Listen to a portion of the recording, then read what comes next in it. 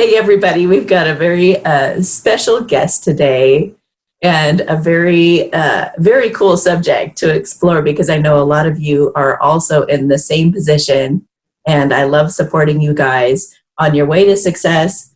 A lot of you Divine Feminines are either famous or you're becoming famous or you're dating somebody who's famous or your true love is famous. So just wanted to do this for you guys because Tina, our special guest, has agreed to come on and share her own experience with her own celebrity twin flame, obviously protecting his privacy. But how, like, there are so many people out there that you would think would be like, oh, yes, he's my twin flame, he's my twin flame. Like, how did you know that this was actually like a true love connection? And do you have any examples of like that you knew that versus that you were just a really great fan or anything like that? Right. So I probably should, I love that question. I probably should take a couple steps back to try to fill in a little bit of detail before launching into the answer. But so our connection is old, like a couple of decades old. And in the beginning, I didn't know Amy. I really didn't know what the connection was all about. But I knew that it was an extraordinary connection. And I went through a lot of self-doubt about it for lots of reasons. And also, I'm a person who double and triple checks myself all the time. So in addition to the normal self-doubt that you might have in this situation, I had extra. So I'm imagining this. This isn't real. Oh, what the heck? Absolutely. That's what was in my head all the time. Well, what is this? Did that just happen? Did he just say that to me? Did he just do that? Does he do that with everybody? What was that? That was cute. That was really sweet. Oh, that feels really sweet and really different and really, I don't know what. There's like a lot of that going on in my mind. But there were specific things that happened. So in the beginning, when we first met, I'm a fan. And I was at a show, and I've always been at shows with friends of mine who are fans, right? So I'm part of that whole fan world and that whole fan dynamic, which adds to, oh yeah, which adds to everything. That's scary stuff. Yeah. And I'm just going to be, when I'm looking down here, I just wrote some notes down so I don't get too far off track because I'm a talker, so it could go anywhere unless I rein myself in. But when we first met, he asked me my name, and he remembered my name. And he remembered my name forever from that moment. And so anytime I'd see him after that, whether it was weeks or months or years that had passed, he just greeted me like an old friend by name. And sometimes in the conversation, he would ask me about things that we talked about in the past and vice versa. Wow. Just like people do. Oh, yeah, like people do. Right. And, actually, I was curious about that. I thought, what is that? So I asked him, how do you remember people's names? And he has a way that he does because he meets a lot of people. So he does have a way that he remembers people's names. But still, he doesn't remember everybody's name or ask everybody's name. So there was that in the beginning as a clue. Mm-hmm. And then I remember once a long, long time ago, I sent something to like the fan mailbox. So, something that I made that was kind of sweet, that was all about him and for him, and actually in his words. It was just all about him. And I didn't put a return address on the envelope. I just sent it. And many months later, maybe half a year later, when I saw him again, out of the blue, he asked me about that package he received and if I'd sent it to him. Oh, wow. Which is wild, right? And I was like, and I panicked. So I was like, oh, well, I was just trying to, encourage you. And I get so embarrassed. I wasn't even, I didn't even say, yeah, it was me. I just was like, oh my God, I've been caught. And so things like that have happened over the years where I thought, oh, so yes, he received it. Somehow he figured out maybe I sent it to him. And then many months later, he asked me about it when he saw me again. Which was, and I sent him something meaningful, like meant to encourage him, kind of like in his life, just on what he was doing. And so it was meaningful for me to send it, and then it was really meaningful for me to hear back about it in that way. And that's extraordinary, that sort of thing. And it's the kind of thing that friends might do. Like if you did a surprise thing for your friend and they'd be trying to figure out, well, who did that for me?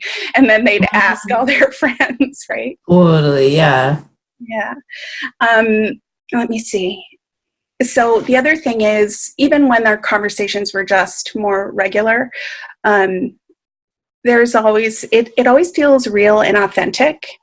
And I can't help myself. So, I'm not normally like a really hyper fangirl type of personality. Not that there's anything wrong with that. I actually love going to shows with people like that, but I'm not one of them. I'm sort of the fly on the wall type. But even beyond that, every conversation we'd have was just really real. Like just talking about real things in life, which is also can be a signal that, this is more of a real connection. And especially when that is going both ways, which it did, back and forth. So because our connection's really long, our lives have changed a lot over the years. And so when we saw each other, we'd kind of catch up. So how are your kids? Or so how is, are you still living here? And he'd name the town where I was living. No, I live here now. And, stuff like that. So I think. So he was actively trying to build on what you guys had. Trying to actively build on what we had and also have. And also remembering, like bearing in mind the details of someone who you care about's life, right? Not just letting them kind of fall away and disappear. And then also. So do you think he knows that this is a true love connection? Yes, I do. I really do. How can he tell?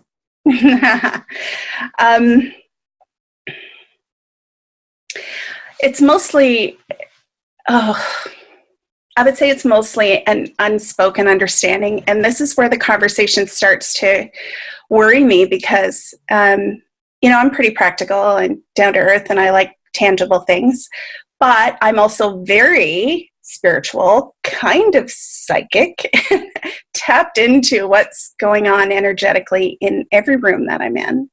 So, but especially with him, like even when he would land, like when his flight would land in town, if there was a show that night, I knew. I would just be like, oh, they're here. Like, oh. There's a connection for sure. But there are a lot of like really sweet things that have happened along the way.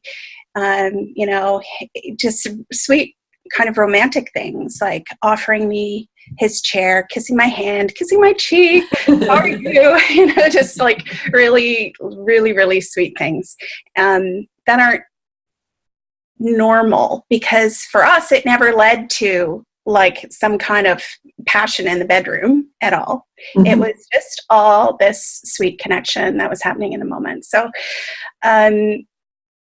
so what you're describing, like some of this knowingness, like I think people who have true love counterparts that are celebrities, it's like there's a maturity there and a knowingness. It's like they're really chill about it. They're like, it's not that big of a deal. It's more about the connection that you guys have shared. Yeah. So are you talking about, when you're talking about like energetically, all the stuff that, the psychic stuff, can you talk a little bit about that? Like I call that the 5D, energetically. And And I know on my channel a lot, I talk about connecting with that person on that level and having conversations and just talking to them like they're there in the room kind of thing. Yeah. Yeah, what are some of those things that you've experienced or that gave you confirmation and things like that? There have been times where I just thought, he's going to show up here at this place. And he wasn't scheduled to be there. But it was a place where I could also show up, or I would be, or if it even had nothing to do with me or us, I just kind of got this like really strong message, clear message that he's going to be here at this thing. And wow. Yeah. And so that's happened a number of times. But also, the psychic hits. One of them was a lucid dream I had many, many years ago, and it was so good. It scared me. I was the runner a lot in our early days, a lot, because I was like so freaked out by the intensity yeah. awesome feeling of the connection. I had a lot of growing and learning and healing to do, right? So I recognize that in myself, which makes it easy for me to be super patient with all that goes on, because I try anybody's patience, man. But I had this lucid dream where we got married, and in the dream, it was the most fun community family celebration with music and dancing and everybody smiling and happy and laughing, and just like, the 10 of Cups in Tarot. It was like that. The ultimate. That's awesome. And it felt so good. I woke myself up out of it to run away. That's funny. Oh my God. So that happened. And then I tried to get back into the dream, and I already booted myself out. So that was over. That's funny. Yeah. Oh, and the other thing I was going to say is, like, how do you know? The other thing that happened was he would talk to my friends or connections we knew in common about me, or ask about me when I wasn't around. And then I would hear about it afterwards. So that was kind of like such little spies, aren't they? So that was a pretty good indication that I was on his mind at times. Yeah. Yeah. So let me look at you have your little notes. I have my little notes too. I think you already talked a little bit about this, but have you guys actually been like open or talked about the nature of this connection you guys have? Not really. And there's a story. Okay. All right. So there was a really, really fun night. And actually I had a psychic hit about that night. A good friend of mine, love her to death, was at the show with me, and we went for dinner and drinks before the show and then to the show. But while we were at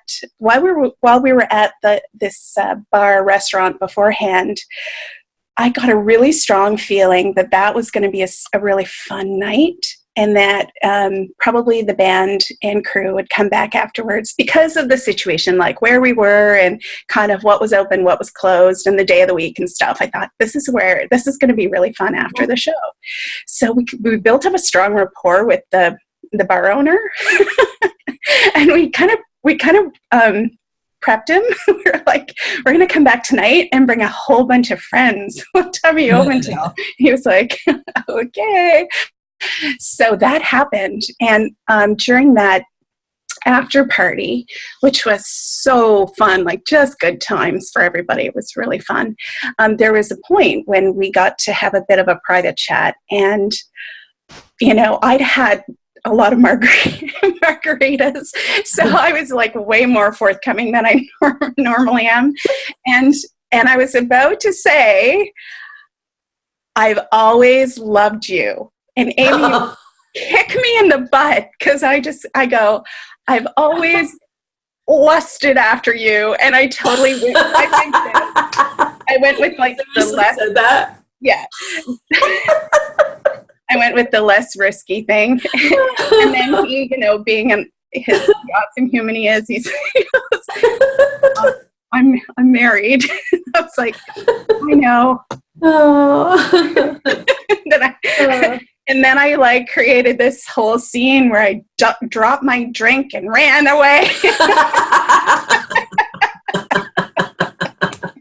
Of course. Oh my God, I wish it was a scene in a movie. It was so funny. I was probably this red too. It was just like, oh my God. But I wimped out. I wimped out on saying the word love because that was lust is it's part of it. I mean, obviously. Yeah, lust is kind of scary. It's a part of it, but it's not even the biggest part of it. It's not even what I think of or feel the most. It's just really just like, oh my God, gushy love, like gushy love. So I'm a little I would have probably said, I adore you. I always adored you. So I have said that. I have sent messages that along the, like recently in the past couple months, I sent a message after an event, and just, it was after watching one of your videos, which said, just say what you feel. And I thought, and this might get, caught by a gatekeeper and thrown in the bin. I don't know, but I'm going to send a message, and he didn't respond to it, which I didn't expect him to, but it just masculines do. At least not initially. But I said it all anyway. Yeah, I used your coaching. At least for twin flames, it's that they. It's the real game of hide and seek, So I said it all, and I used some of the words that you recommended, and I used the words that rang true for me, and I told him I adored him, and I just told him how proud I was of who he is in the world and everything he's doing and all the people he's helping. And one of the things he does is he has a foundation that helps people, and he's just a really incredible human being. That's sweet. So incredible. Yeah. And you haven't intruded on his marriage or anything. You've been like totally respectful. That's awesome. But you told him where you're coming from. And it's like, I tried to, like, if you walk that line. And I don't know if he got that message. I feel like he did. He did. And things have shifted since then a bit. Okay. And things have been shifted. Well, how much should I say? So one of the things on social media, the game of hide and seek, right, is that you expect nothing in return for engaging with anything they put out there and trying to have a conversation in any way with them. But I do feel quite fortunate over the years. Like, he's been really he's been pretty responsive, actually, publicly on lots of conversations and stuff like that, and a lot over this summer, like a lot. So just for that reason, I feel like things are shifting, but energetically, I feel it too, and that's all I know right now. It's I don't know anything more. I don't know what's going on, obviously, in day to day in his world right now, because we're not having those types of conversations right now. But it would be great if we were. We love talking to each other. We're really we have an excellent rapport. We have a really easy time talking with each other and joking, and we get each other's like goofball jokes, and it's just super fun all the time, and really easy. And it's hard to find that in the world, period. Right? Yeah. Right. Yeah. When you find it, you're just like, yeah, like a breath of fresh air. Yeah. And the time he's got to be craving more of that. You know, that's got to be, it's so hard, just like with every I know I am. dynamic like this. It's like, oh my gosh. Well, are there any friends that you can go to about any of this that you can talk to? Or have you lost friends over this? Here's the funny thing, and I think this will be like a good thing for other people in a similar situation to me to think about, is sometimes you gain friends because of this. So other people notice the connection in whatever way they notice it, and they want to fair weather friend you, right? So they want to come in close into the circle, and so they can get some of the the coattails. Yeah, there's no nice way to say it. Get something out of it. And what I've noticed, yeah. Sorry, go ahead. No, yeah, like, yeah, they just, yeah. over the I'm like, over the years, I've noticed it, the shape it takes, right? So, you might both start out as fans in the fan base and go to shows together and kind of just know each other mainly because of this, the fan group. And so that's the thing he's the thing you have in common, right? Mm-hmm. And then, so I always give the advice, or I have always given the advice to other people with me, like, just, chill out. Because I just know people are people. We're all just people, like celebrities are also just people. They don't have stars in my eyes about people. I kind of prefer awesome people, over not awesome people versus celebrity, non-celebrity. That's kind of my dichotomy. Yes, exactly. Exactly how I feel. Yes. Yeah. So I've given the advice before to, like, just chill out, just sit here. If he wants to come over and say hi or talk to us, he absolutely will. That's his personality, that's his character. Mm-hmm. And if he doesn't want to, he won't. And that's fine too, right? So, so friends would kind of learn to hang back and use it as a strategy to get him to come over. And that's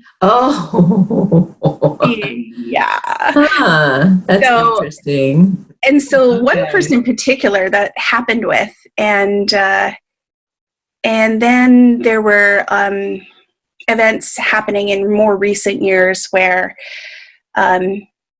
a group of us had always gone to do these things together, and she stopped including me in the conversations, and she stopped inviting me.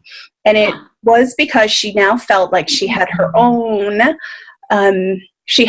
rapport with him now, and it would be better for me to not be there. Wow.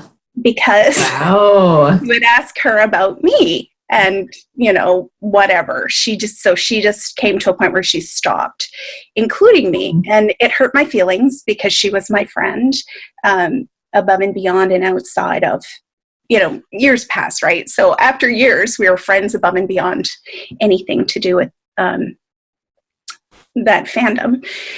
And so I just cut ties. I just thought, okay, what does Maya Angelou say? When someone shows you who they really are, believe them the first time. So I do live by that one. And so I just stopped. I thought, okay, all right, you've shown me. I see it. I get it.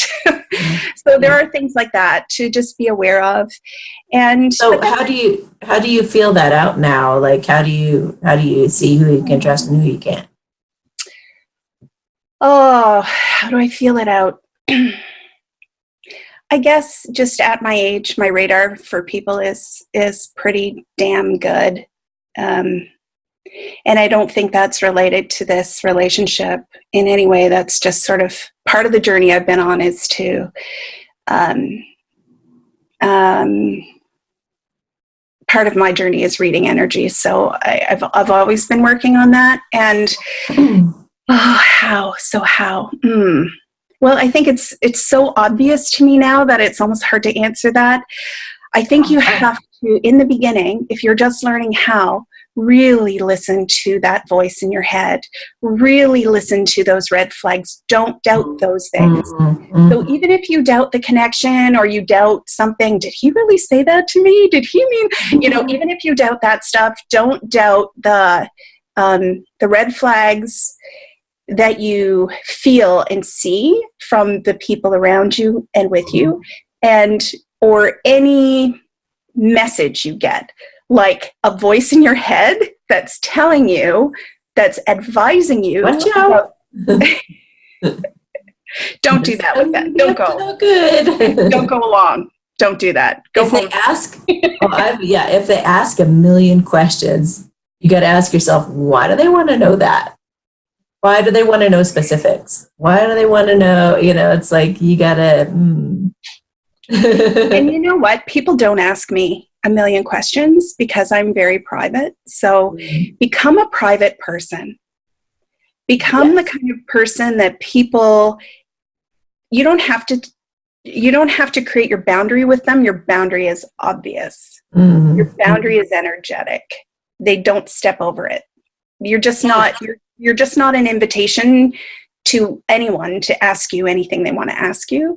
So you just get there by degrees, step by step, like setting boundaries as you need to. And then those boundaries are like they can be stone walls. You can keep them there as long as you want them there. So when you set a boundary with one person, you're setting it around you for other people too. So I think that's an important thing to realize. Well, I was going to say though too, like just generally speaking, like I'll get people who ask me a million questions in general through text, like, hey, what are you doing? What are you eating? What are you this? What are you that? And I'm thinking, well, why do you want to know so many details? It's in the details. The devil's in the details, you guys. So yes, have those boundaries, be very private. And if somebody starts asking you a million things out of nowhere, all of a sudden they appear in your life and they're like, then you can be like, okay. Yeah, no. Yeah, you got to beware the moles. I have a mole in my life, not related to this situation at all, who's just a mole. They're just, they want to know every information. Everybody. Yeah. And I'm just like, enough. So, yeah. Okay, let me see. What else did I have? You guys, I know that you guys have not been intimate. No. Do you think this is a relationship? I think you know that it is. It is to me. It isn't to the world. Yeah. So what are the challenges when you can't reach out to him privately? Depending on where I'm at, I go through bouts of like extreme jealousy sometimes. So let's just put that out there. So if I see... That's honest of you. If you're not going to have real talk, what's the point in talking? Yeah, right? So sometimes you'll see him or her, like whoever your person is, reaching out to other people, and you'll just be like inflamed with jealousy because you haven't heard from them. And maybe there's even a message you sent to them and you're hoping to hear from them and you don't, but you see them taking up the time out to chat with somebody else about something, whatever. And you're just inflamed with that red hot jealousy. And you have to figure out what you personally need to do to manage that, because it will be there at times. What have you done about it? I walk a lot. And for me, that's how I meditate. I like to be moving because it helps my brain calm down. It helps my body calm down. And when I can get calm, I come back to center. And I coach myself through like reasonableness, what makes sense. And I get back there pretty soon. So I know I need to go walk and maybe listen to a playlist or maybe listen to an Amy Satori video or something while I'm walking. And it's, so that's the thing for me. Well, keeping in mind, too, that these guys are no different than the normal masculines, and they are drawn to those karmic relationships, and they learn a lesson if they go that direction. But, you know, the feminines, they all go through that. Like, why isn't he saying anything back? Why isn't he doing anything about this? He's got to know what an incredible connection we have and all that stuff. Yeah. So it's the same thing, only it's a little harder with somebody in the public eye because you got to see it and it's public. And it's just like, yeah, and give yourself a break when you're in those moments when you're just like, when you could just something. Give yourself a break. That is so human. Like, if you're feeling that, like, yay, you're human. yeah, love yourself. Yes, validate your feelings. Yes. Yeah. Yes. Totally. And then just figure out what you personally need to do to calm down and bring yourself back to reasonableness. Because as soon as you figure out what's reasonable, it's like, well, of course I understand why and all this and the context and you know, like, I'm just preoccupied with him right now for whatever reason, for my own reasons, and I can't expect anybody else in the world to care about that right now. Yeah. So you just bring yourself back to center and ground yourself. You have to. Like, the thing is, if you were ever to have a relationship with your true love, and if they're in the public eye, you're going to constantly be challenged with all kinds of situations where you have to be okay being in the background or stepping aside or stepping down or just being there energetically and not being an important person in the scenario or in the moment or in the situation. And that part's fine for me. I'm a really great background person. I'm really great working in the background. Still, you're going to have those moments where you're just like, not there.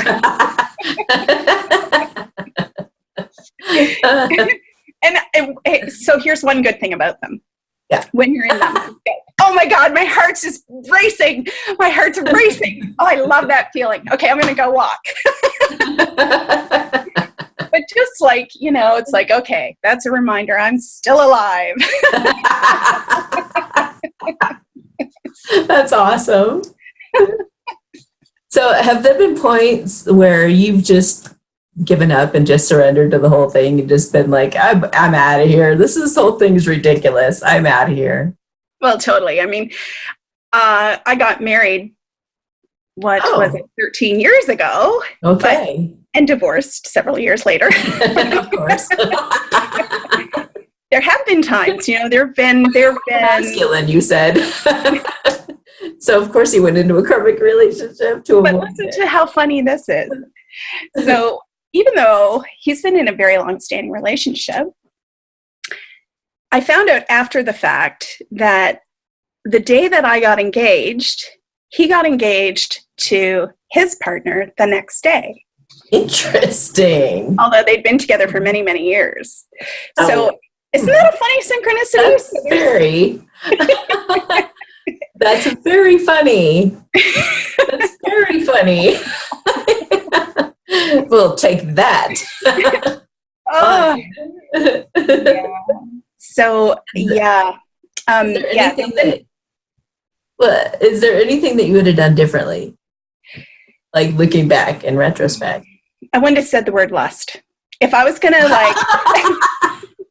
if I was just going to man up and say, I've always loved you, I would have said the real word, you know, and not take a cowardly slide down the back hill. Oh my gosh.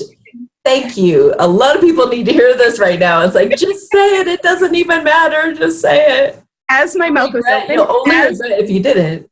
As the sound L was coming out of my mouth, I changed the word. What is that? Don't check it out. Yeah. Lust. And from where I'm at now, I can look back and say, oh, well, I would stop running away, obviously. Like, I was really the runner in the beginning all the time, like an idiot. like running. And a lot of it was self-doubt, and a lot of it was before I really admitted to myself what the connection was. A lot of it was running from the intensity of the connection and just being amazed by it and terrified by it at the same time, like terrified. So I can look back now where I'm at now and say, oh, I wouldn't run away, but that's a bunch of BS. I would run away. Yeah. I would still run away. You gotta do it. You gotta do it. It's part of life.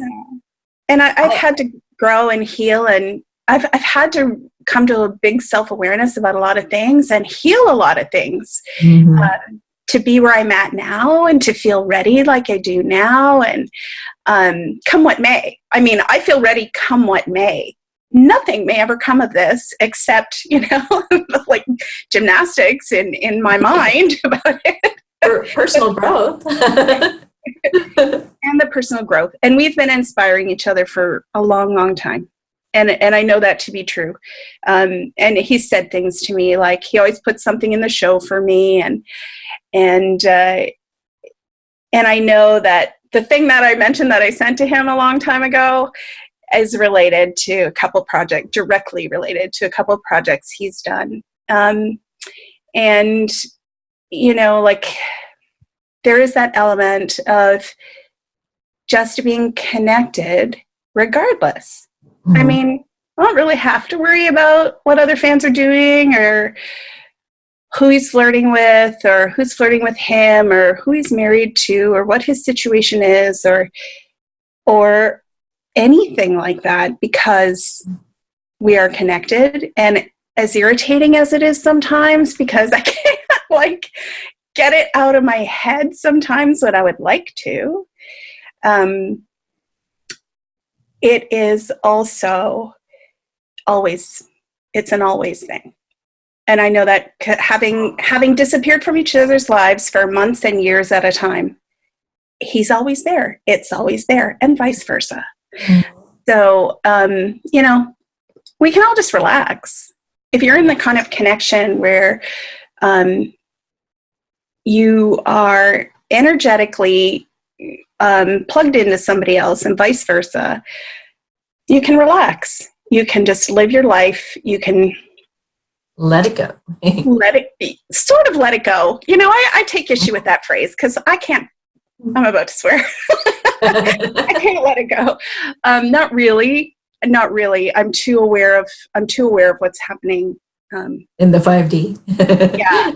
So I know that I can't really let it go, but I can separate and I can lovingly put it aside. Yes. Yeah, I like that. I got a question. Okay.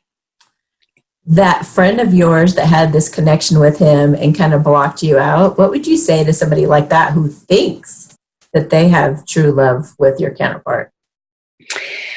I think in that case... How would they know? How would they know the difference between what they've got with him and what you've got with him? In her case, she doesn't think it's that. She just likes the attention of... Oh, that's good. Having it to herself. Yeah, she's got her own relationship and her own life outside of all of that. But she wants to cut out the competitors so she can have the most attention in the moments when she's there with him. Typical karmic. It's all about what they can gain or how they can manipulate or how they can get them wrapped around their finger. Yeah. Control. Yeah. Yeah. And I mean, the difference is I also have another friend in a similar situation who is not like that at all. And we go to shows all the time and we all just like blend into the dynamic when we're talking to him. And frankly, I step aside most of the time and draw the attention to other people. And I actually enjoy that. If when I talk to him, I want to talk to him. I don't want a bunch of people standing around, and I'm willing to wait, apparently, decades to do this.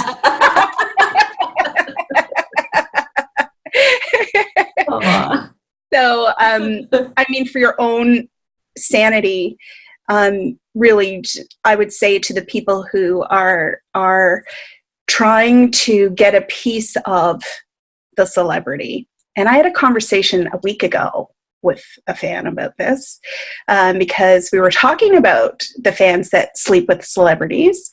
Mm-hmm. And, you know, obviously those situations exist, you know, lots. And I know some of those people. And so my feeling about that is I don't personally want it. I don't personally want crumbs like that. I don't personally think it's healthy. I don't, what I said to her, my friend at the time was, because she said, well, that's all some people want. That's what they want. They just want to have that one moment with the celebrity. They want to have that one memory.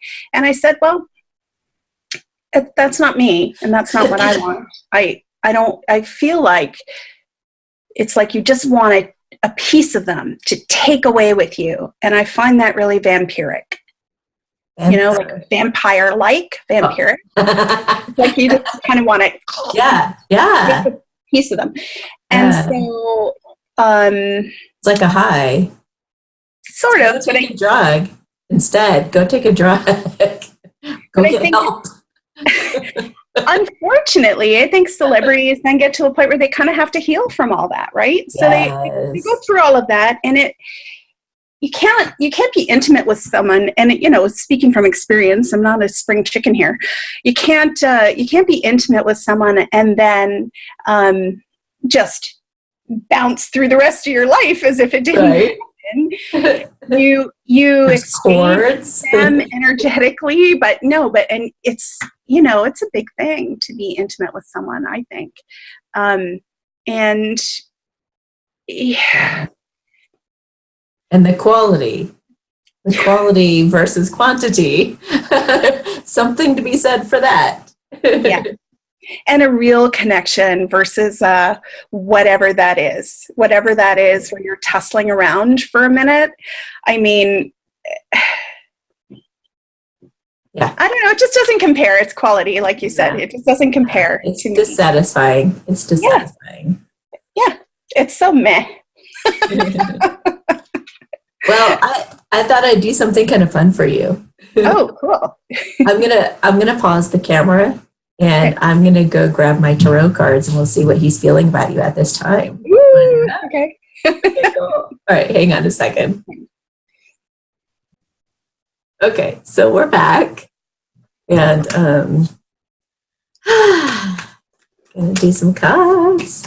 Yay! How's he feeling about her right now? What's he got going on? First, we'll look at what he's thinking and what he's feeling, and then his actions. What's he thinking about her right now? Oh, what? Wow. What happened?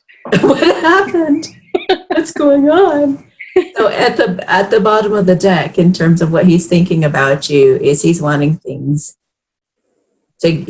get on with things already. He's wanting to make this happen already and fast. This is going through the levels quickly. This is like this is like dating lots, communicating a lot, going to the moving in together and all that kind of stuff. So bring it. He wants to go to the next level. He may even be thinking about marriage. And believe me, I have talked to enough divine feminines to know that the divine masculines, they don't want to be with their karmic partners. They daydream about being with you because that you're the one they had that real authentic connection with. He wants to talk to you. He's really thinking about. He's really pulled back right now, thinking about this connection he has with you and how he wants to best invest. And will it pay off? Is it worth it? Is it, like going through all that kind of stuff? And it's like he's found his place in this world is with you, and he wants to defend it and fight for it if he has to. Mm-hmm. Wow. Okay, so that's what he's thinking. He's thinking about that right now. Well, those cards are the same as your last quick relationship reading for me. Oh, well. They're different, though. The cards do tell. So what he's feeling, let's see what he's feeling. Maybe a different story. We'll see. Oh, aw. Wow. Okay, wow, this is different. Okay. Okay. This has been really hard on him. This has been really, really rough on him. You got that same defensiveness in his heart. And he's hiding a gift. He wants to offer you something. He wants to offer you commitment, but he wants to keep it hidden. He wants to go to the next level. And maybe, this is a substantial offer. This is like marriage. This is like commitment. This is a big deal. But he also may be a little bit insecure. And he's looking for an opportunity, though, to make you that offer. He's trying to look at that because he wants to fight for you. And he's tired of suffering alone in this. Like this is the end of a difficult period. It's like, I can't take it anymore. I have to fight for this. I have to fight for her. So he's had some kind of an epiphany that you're his true love. I don't know what has changed, what has given him this like realization, but he knows that you're it. It's this incredible connection you guys have that's made him realize it's like it stood the test of time. And he's tired of suffering and getting stabbed in the back even. He's like, you are so much more mature than that other person that he's with. You're so much more mature and understanding. You get him like she doesn't. And he wants a passionate new beginning with you where you can be like a star with him. Maybe do something creative together, maybe work together or something, but he knows he has a bright future with you with the star card, because that's funny that you would get the star card because I always say this when this comes up in the collective reading, it's about you becoming a star or them becoming a star. So there's an element to that that's going to be involved in the creative, new, inspiring beginning.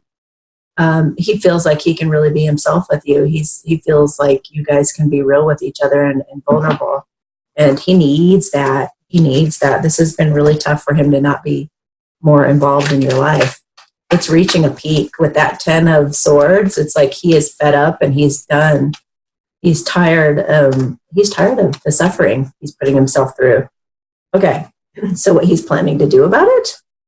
So far, we haven't seen a third party show up. Oh, really? So far there hasn't. Well, the moon. But if somebody has a third party situation, they will have like at least 3 third party cards.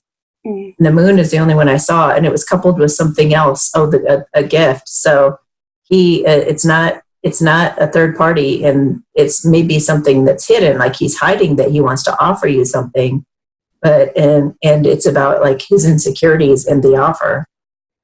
So wow. There we have it. There we have it. So underneath the deck of his actions is that he wants a new beginning with you, and he feels like you are everything he's ever wanted in a woman, and that you're abundant, you're flourishing all by your lonesome, that you can make it on your own, that you're this beautiful goddess in every way, shape, and form. Somebody's calling. Oh, Stephen Angel. Is it him? No. I would not be surprised. I would not be hopeful. There's so many times I've talked to the feminines and their masculine calls right in the middle of the reading, and of course. No. That's Stephen Angel, though. He's been on the show before. He's really cool. So, yeah, he's wanting to surprise you, girl. He's like strategizing on how to surprise you. What is he going to surprise you with? Well, that offer he's kept hidden, and taking a risk on a new adventure. Wow. He wants to be a fool. He wants to act like he wants to put himself out there on the edge of a cliff and jump off with you. And this is him fighting. Remember I said he found his place in this world and now he's going to defend it? This is him finding his place in the world. It's the world card. So it just confirms what I was saying. Like, he knows that he is his most authentic self with you. He wants to sneak away. This is sneaky behavior. He wants to sneak away from that other relationship. And he wants to surprise you and strategize on how to end the chapter in his life that he's been in for however many years that's been of difficulty and betrayal, and he wants to take a chance on this. And it's not much of a chance because he knows that you're incredible. But here's the third party. He's getting rid of her. He's getting rid of her, and he's celebrating that he's getting rid of her. This is about like knowing that something is fated and knowing something is meant to be and knowing that you've got a devil hanging on your ankles. And this could be like codependency, drugs, alcohol, anything toxic in your life, but coupled with a third party card. And considering that moon card, this is also about a third party situation where you know that the other person is a karmic person and you need to kick them out of your life. Maybe he's been drinking a lot because, to try to cope with this third party, because this is also about drinking. But maybe he also feels like this is fated and wants to take you out for drinks, wants to take you for a night out, do a little celebrating. And then he wants to come in courageously and like flaunt his tail feathers, flaunt his cock feathers, feel successful and victorious. And this is also a card about like public recognition. So, I mean, maybe he's going to publicly acknowledge that you're his girl. Like once he cleans up that situation, he's just trying to build up the courage to come to you triumphantly like this. Pretty revealing. Wow. Yeah. So that's some beautiful energy. Yeah. Thank you for that. Oh, and justice. That's a divorce. I just randomly picked that up in the middle of the day. This kind of builds on a couple of readings that you and I did a few months ago, talking about that third party situation and why it was broken, actually. And, okay. Have my readings been helping? Yes. Yeah. Good. Absolutely. And all your videos. I watch them all. And I love your videos because you're always filled with love and light. Aww. And that's how I want to approach it all too. Oh, good. Thank you. Yeah. All right. So, gosh, thank you so much for coming on here and being so vulnerable and so real about all of this. I know that it's hard too, because it's like the divine feminines already think they're crazy with all the crazy synchronicities and signs. You mentioned all the signs that you meant to, right? Are there any other synchronicities and things that are mirroring or any of that stuff that happens? Oh, there is mirror. Yeah. So the other thing that I noticed was all the body language stuff that, anytime someone's interested in you, they show. So their feet point toward you. They'll scoot closer to you.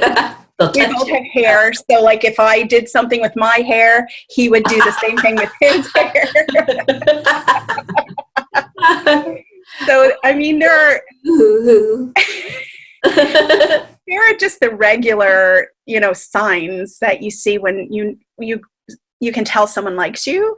Those are things to pay attention to too, and then don't doubt it. Like that's the thing. Like keep a journal. I kept a journal early on, but not religiously and not in any kind of comprehensive way. But I think it's smart to keep a journal and write down all of your self-talk about it. So your experiences and then your doubts and everything.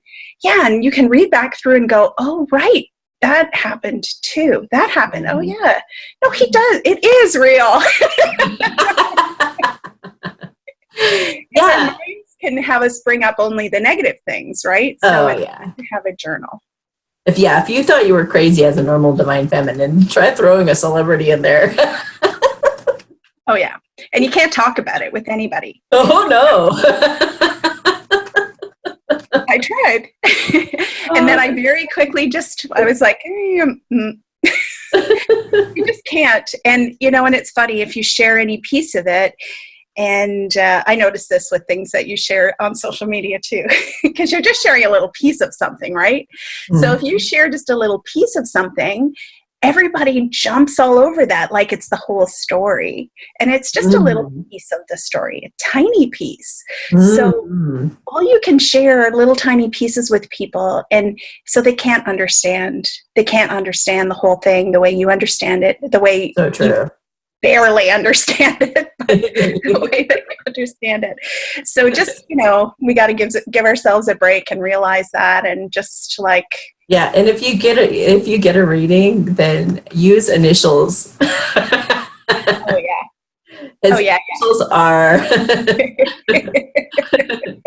They'll look at you like, huh? Okay. Yeah, and don't talk publicly. I mean, like, don't. For me, the vampiric people are the people that want to boast about their experience with a celebrity. Yeah. They have a moment. They want to they want to draw. They want to draw the moment out forever and ever and ever and try to squeeze it into a giant moment. And it's just, you don't feel that when you're the counterpart at all. You just, you recognize it was a moment. You hold it as a special thing in your heart. And you're like, wow, I loved that moment. It would be nice if I could talk about it and someone would understand, but I can't, and they don't. So it was a great moment. And you also know that there's a future there. So that's why you covet it so closely. Yeah. Like when we have this that actually happens, I don't want to have ruined anything along the way. Yeah. Yeah. Any more than I did. They're like, screw this. I just want everybody to know, because they know that they're not going to actually have something with this person. So, so they stretch it out. Yeah. So I think that's a good sign, actually. If you feel an impulse to tell everybody about your moment, it might not be true love. Ooh, I like it. Because I've never felt that. Bragging. Yeah, I've felt really protective of everything. Yes. Yeah, that's the overriding energy, to protect it and honor it, and just let it have its little life that it has. Oh, I love that. That's awesome. Thanks so much, Amy. I love talking to you. How fun was this? I know. This was so great. Thank you so much. Okay. All right. Well, everybody have a beautiful day, and thank you for watching and listening to us as well. And if you have any questions for Tina or for myself, please list them down in the comments below, and we'll be happy to get back with you and shed some insights and share some insights with you. And have a beautiful day, and we'll talk to you guys next time. Bye.